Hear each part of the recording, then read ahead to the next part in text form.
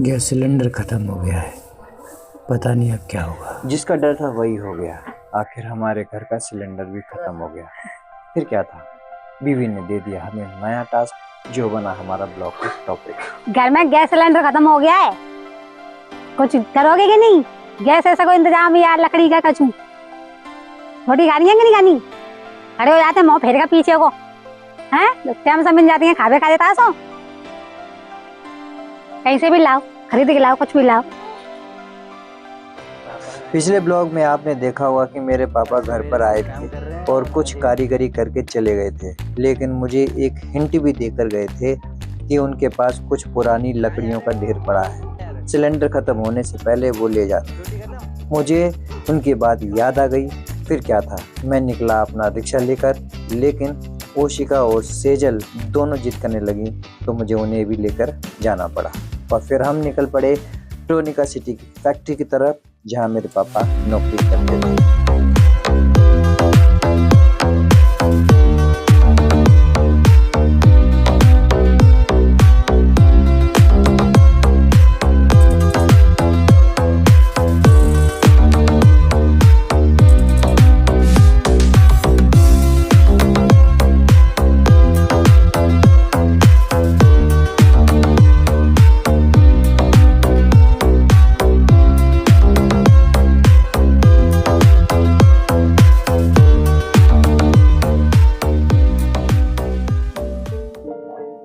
Cylinder खत्म होना वास्तव में बड़ी समस्या थी। रिक्शा चलाकर इतनी कमाई नहीं हो रही थी जिससे ब्लैक में 3000 रुपये खर्च कर सकूं। चांदबाग की लकड़ी मार्केट में साल भर से काम कर रहा था, लेकिन इतनी इज्जत नहीं कमा सका कि रोज का 500 रुपये की काम की गारंटी पा सकूं। क्योंकि मैं ना तो हिंदू था ना मुस्लिम, मैं तो बस वैदिक धर्म के अनुसार युग परिवर्तन को जी रहा था।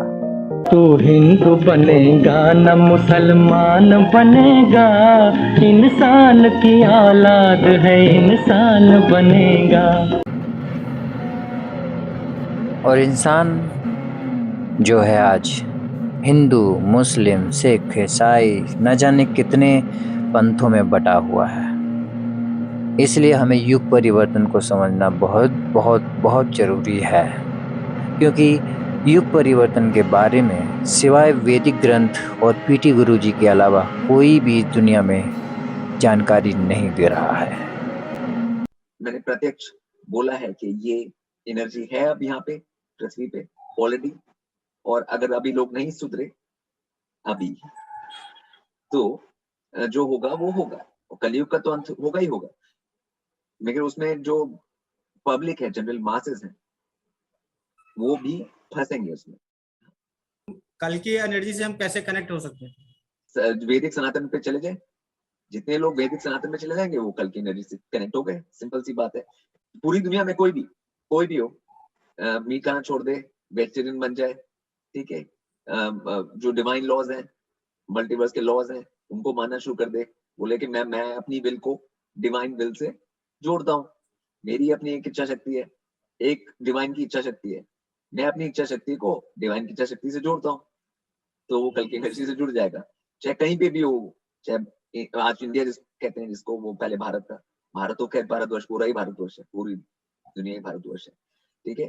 तो जहाँ पे भी कोई है वो वैदिक सनातन की तरफ बढ़े, ढंग से बढ़े, मतलब खाली हिंदू, क्रिश्चियन, मुस्लिम और जितने भी ये सब है, जुडाइज्म, इन सब को छोड़ करके वैदिक सनातन पे जुड़े तो वही काल की एनर्जी से जुड़ जाएगा।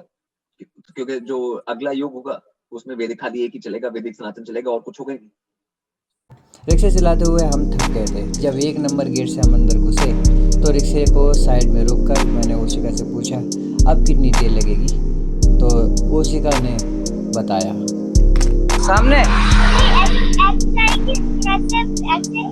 अभी भी हवा का कितना बढ़िया ओशिका।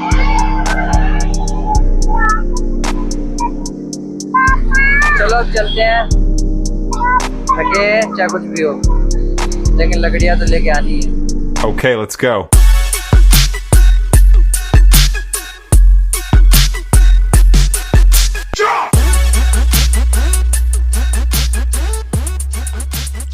बच्चे अपने दादू से मिलकर बहुत खुश हुए। सेजल भी मेरी तरह पहली बार गई थी तो बार बार उस बिल्ली को ढूंढ रही थी जिसकी बात पापा अक्सर घर पर करते थे। लेकिन सेजल मायूस हो गई थी क्योंकि बिल्ली उसे नहीं मिली, वो कहीं चली गई थी। पापा ने बच्चों को केले दिए और मुझे लकड़ियाँ।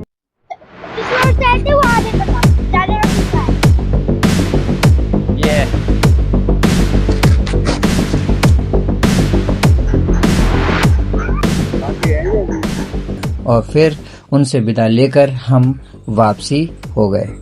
मैंने सोचा जिस तरफ से हम आए हैं वहाँ तो काफ़ी ट्रैफिक है, हम दूसरे तरफ से निकलेंगे जो नानक सर वाला पुस्ता रोड है वहाँ से। तो हमने वहाँ के लोकल से रास्ता पूछा और निकल पड़े।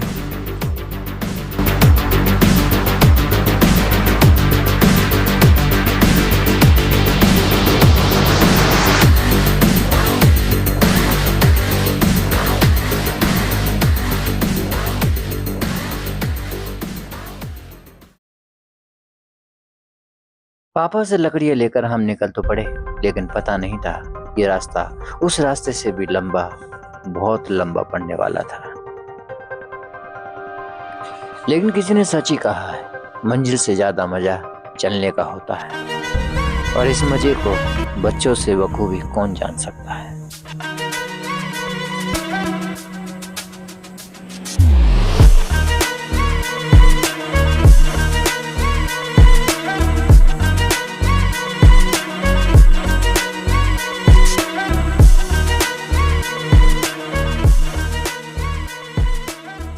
इस यात्रा में हम बहुत भटके।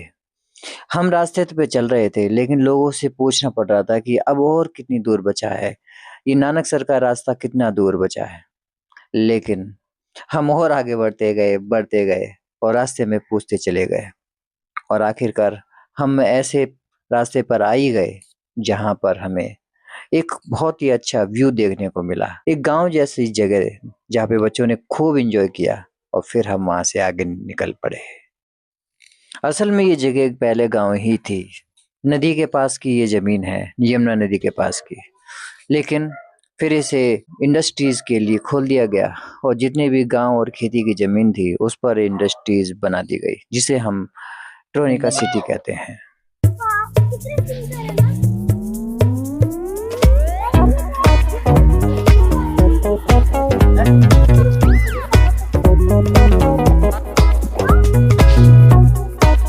गेहूं सारा का सारा गेहूं ये देखो ट्रोनिका सिटी में। चलो आराम, अरे चलाओ नहीं यार, तुम्हारे पीछे पीछे दौड़ना पड़ेगा फिर।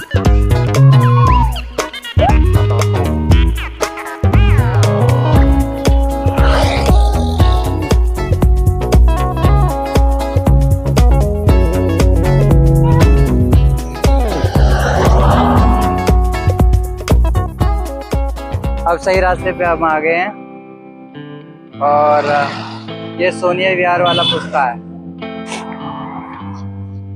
और अब उम्मीद है कि हम घर पहुंच जाएंगे जल्दी।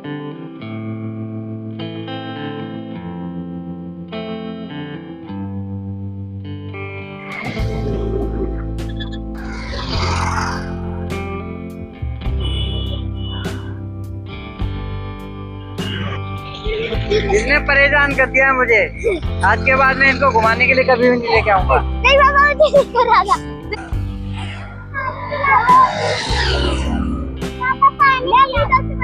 सही पानी है।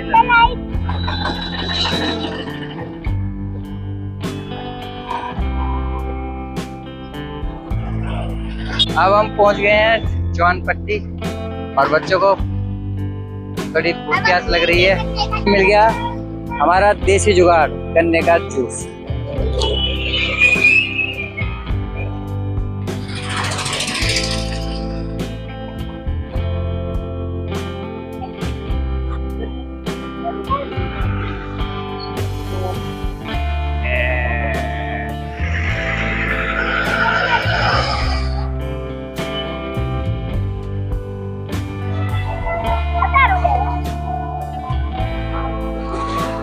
मजा आ रहा है।